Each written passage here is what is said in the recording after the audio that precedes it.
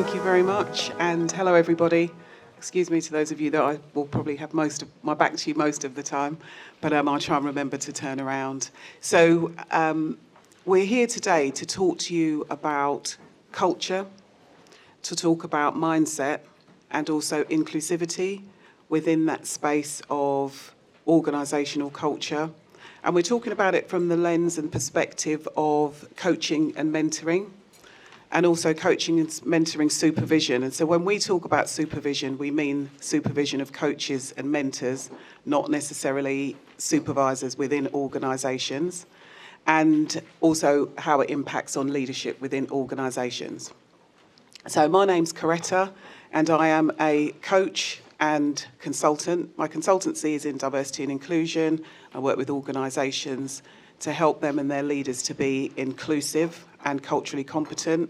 And I'm also a coach and mentor, and that's in relation to leadership and helping people to be the best version of themselves and organisations as well. So that's me, and I'm also the interim president for EMCC UK.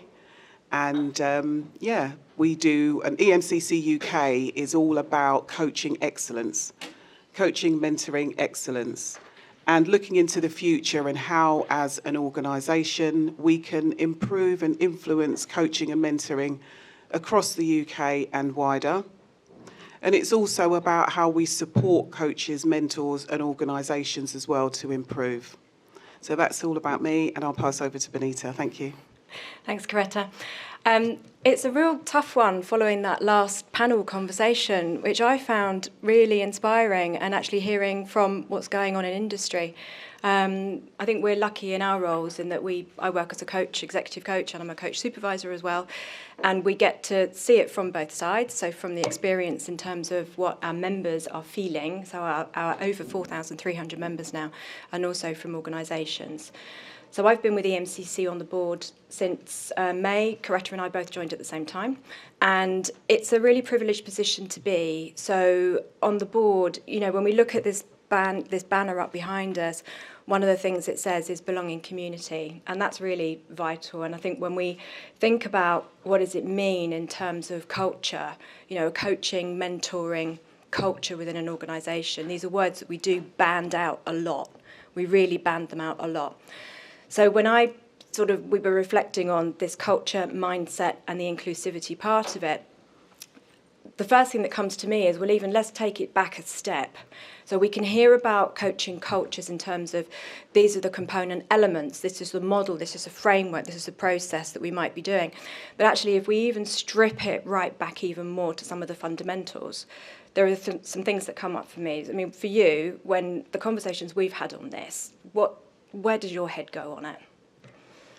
Thank you. Well, first of all, I've got my elephant, and I have my elephant, and that's normally on my desk because we do a lot of stuff online now and remote. But if I go anywhere, I take it with me. She does. She does. First time I met her, she showed me her elephant. And there was nothing weird about it. And the reason why I bring my little elephant is because quite often when we talk about these subjects, and quite often when we talk about inclusion and we talk about culture and coaching and mentoring, there are elephants in the room. And it's about acknowledging those elephants. And how does that impact on our culture and the culture that we have? So I'm going to put my little elephant on the table, which means I've got to swap hands. Oh, no, it has to stay very close. Oh, yeah. I'm not losing that. But for me, when I think about culture, it's about, how we express ourselves, how we work as individuals, but as a collective. And it's that shared interaction that we have. And it's that shared experiences around our values, our beliefs, our behaviours, and the artefacts and the symbolism that we have, my elephant, and the symbols that we have and how they interact, how they impact on our behaviours, our thoughts, and how they influence what we do. And I do think that culture controls us. I'd be so strong as to say the culture that controls us, because to be an in person and not be an out person, to feel like you belong and maybe sometimes be able to speak out in certain cultures can be difficult. And that's that element of control when we talk about culture. Yeah. And with that thinking in some of the things that came up just in the last panel discussion, one of the things for me when thinking about what do we mean by culture, it's around the stories that are told. I mean, this is what creates that environment, that dynamic and the experience that we're in. So we may be saying we describe our culture as X, Y, and Z, but the lived experience of the people that are in it can be quite different. And it can be, I think there was the example in terms of what can happen with maternity coaching with someone coming back from work, as you were saying. And those stories, this is what then becomes part of the narrative. So even if we may be saying this is what we do on paper, the actual lived experience can be really, really different. One of the other things that really, I'm really cognizant of in the work that we do at EMCC UK. So we're part of EMCC Global, obviously. So we have our colleagues from around the world, and we have a really diverse pool and population of coaches. For me, is that being reminded in terms of what type of culture are we trying to overlay on something. So here we are, Northern Hemisphere, Western ways and norms, and I think it's about us being mindful a lot of the time, especially when we're working in global platforms, what are we trying to overlay to our colleagues and other countries that we may be working with, where that's just completely different. And there's lots of stories we can share with you on that as well. But that's what comes up for me when I think about culture. It's the stories we tell and that whole experience that can be very different from you and I, even though we're both in the same business. So, and then with that piece on, okay, if we wanted to talk to you about, thinking about culture, taking it back a bit, but then what's that biggest mindset shift that leaders need to take in order to be able to be developing and adopting that type of coaching culture as well? So mindset shift, this brings up for me, there's a story that you have on this that kind of really drums it up for me. So I think when we talk about mindset shifts, first of all, the first thing is, what is mindset? A mindset is the lens that we see the world through. It's how we interact, how we make decisions, how we deal with the challenges that we have. So our mindset impacts our thoughts, our behaviours, and how we interact and we connect with everybody. And so when we think about that inclusive mindset and how the culture is impacted by our mindset, there's something about thinking about what your own internal and individual values are, and you spoke about that earlier about values, and it's important to kind of look and understand your values. You talked about that, didn't you, and yours as well. And so there's something about your values and really understanding what they mean to you as an individual and what they mean to you in relation to then what it is you're trying to deliver. What is it, and how they impact. Because quite often we get given values from organisations or what have you. And it's very difficult sometimes to relate, how do our values impact, or, how do they align with what our organisation is telling us that our values should be? And that can then sometimes bring some inconsistency and incoherence in terms of how we feel and how we act and interact and the decisions that we make in terms of our mindset.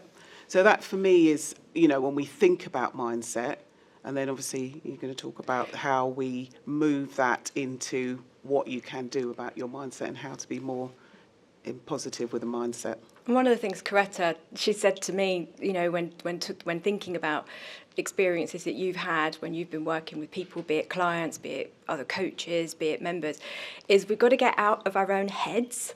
This is a phrase that I've heard from Coretta quite a lot. We know we're stuck in our own heads. So part of that then is really thinking, how do we move ourselves out of our heads? And when we think of it in leadership terms, so for those of you in here who are in leadership positions, leading huge teams, we are only the type of leader that other people experience us as being. It doesn't matter what we think we are only what others experience us, that's it. So therefore, for us to, something that Jonathan was saying, I think, when, we need to meet others where they are. So that whole message and that reminder again. So when we're thinking about mindset and we're thinking about how do we get ourselves out of our heads, we've got to take a step back, as you were saying, needing to understand ourselves first of all, and hey, any coaches in the room, you'll put your hands up and be sort of, absolutely, it starts with us. We have to know about ourselves, and that's blimmin' uncomfortable, isn't it, when you're going through that whole part? And that's what coaching supervision does for us as well, gives us that space. And one of the things that we really encourage with our members and support organisations with as well is being able to take that time to think about yourself, to recognise yourself and the impact you may be having on others. So getting out of our own heads and then acknowledging what we may be doing and what it is then that other people need as well. And I think that's really important, when we think about in our own heads, what does that mean? Like, what does that feel like for you when you think about mindset and being in your own head? Because quite often we can overthink, we can worry, we have all this kind of anxiety and tension sometimes when we're leading others or trying to sort things out for leaders in organisations, etc. And we heard about, the impact of leadership and coaching on the individual as opposed to on the mentee, coachee, etc. So there is something about how do you take what's inside that's whirling around in here, outside, and be able to unpack it. Because the thing about culture generally is, and when I came, I think it was last year, there was someone who had the image of the fish in a bowl, and one of them says, don't drink the water, and the other one says, what's water? And that's what our culture is like. We get into a hypnotic rhythm of this is just the way it goes, the pendulum goes backwards and forwards, and we just keep going with that without actually thinking, what is it that's happening here and how do we interrupt and disrupt what's happening? So when it comes to those mindset shifts, it's about actually knowing where your mindset is and then what are the shifts that need to happen.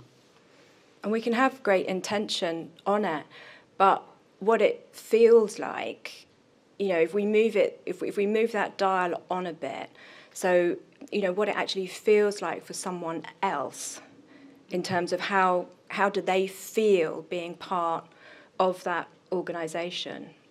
Where we may talk about inclusivity, we may talk about and saying, coaching and mentoring is a really good way to ensure inclusivity within the business, to ensure that we are including different perspectives, opinions, that we are inviting people in to be able to be sharing and learning with each other. I mean, that's a massive topic, and we could spend days on this bit now, but go on, give it a go. Thanks, I like the way I get that. And it's right, we could spend, and we do actually, we talk about this quite a lot in terms of, We do work on the board as well. We don't just sit and talk about this stuff. We do represent our members' interests. But the talking is to make that positive change. Yeah. And the talk is about opening up that conversation.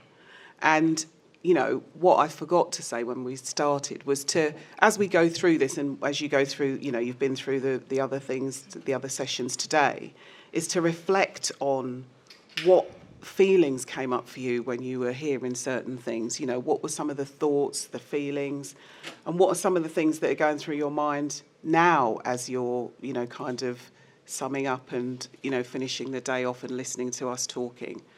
Because it's all information, and quite often it's the information that we don't take notice of. So when we think about inclusivity, and quite a lot of the time when we talk about, diversity and inclusion, the conversation is about inclusive. How are we more inclusive? And it's quite interesting because in coaching, mentoring and supervision, it really should just be natural, shouldn't it? We're all about helping, giving, we're warm, cuddly people, and we want everyone to do well. So it should be easy. But there is something about actually what does exclusion look like? Because we talk a lot about inclusion, but what is exclusion? So I'd like to share a story that quite often people will say to me, I don't know what it's like to be a black woman. I could never know what it's like to be a black woman. Or I can't understand what it must be like for you, but. And it got me thinking. And so I created this little story about what exclusion looks like in the midst of inclusion. And it's like, for me, it's like being invited to a banquet.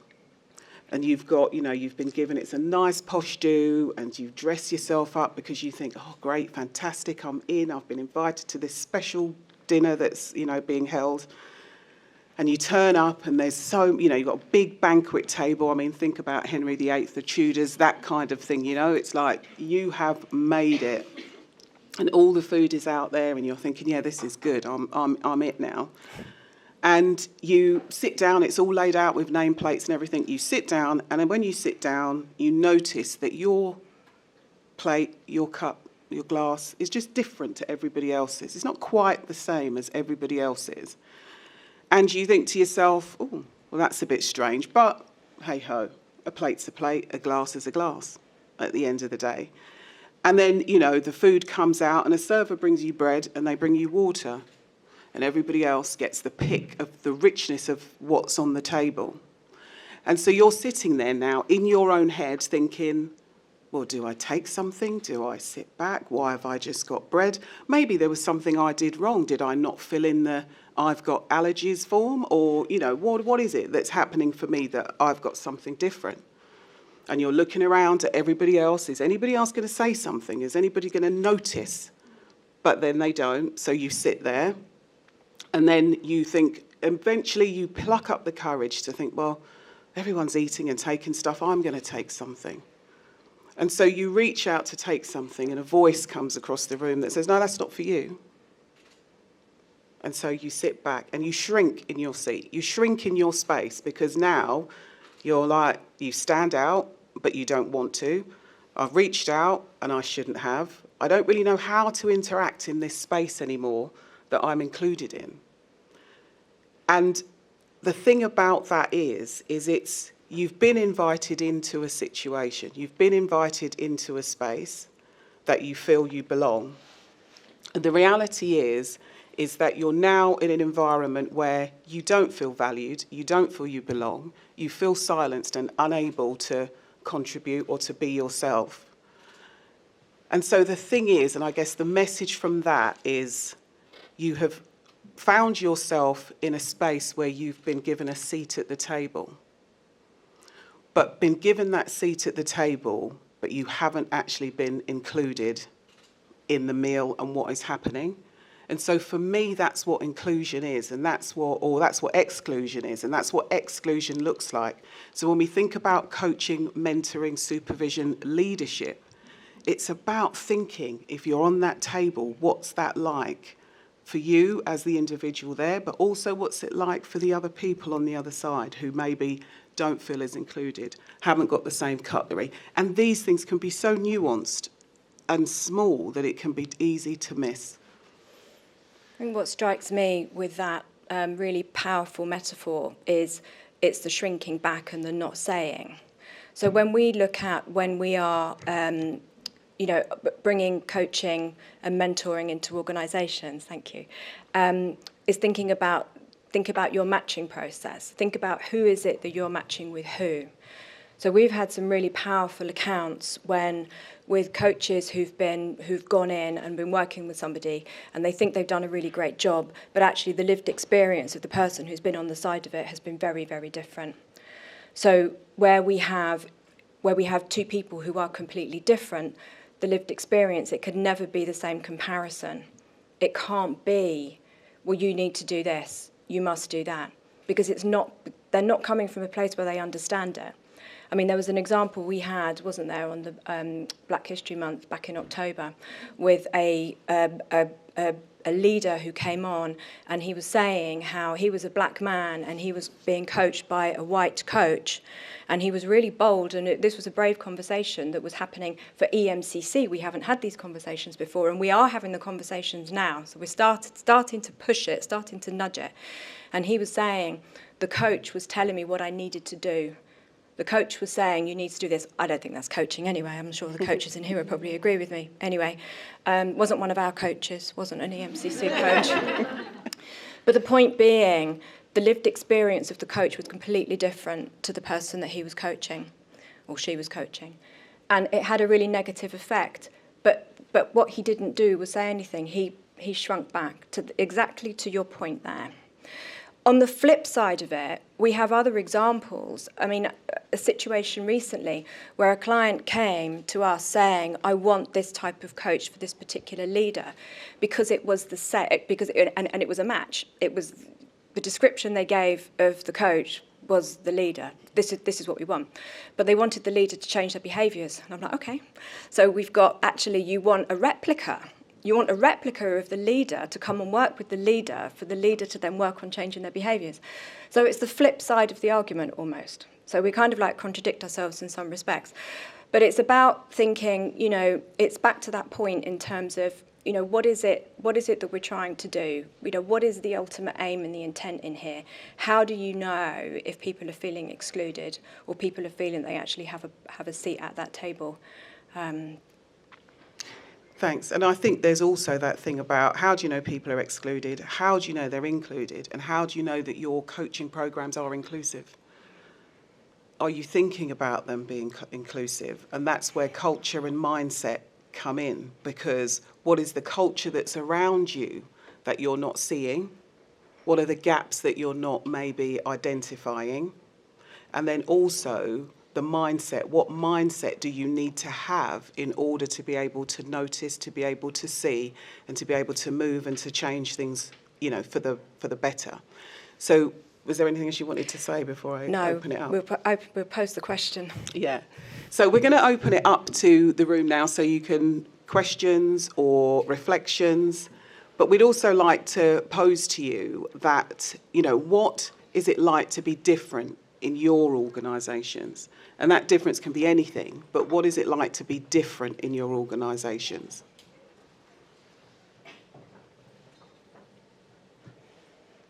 Or any other reflections, comments, questions from our chat?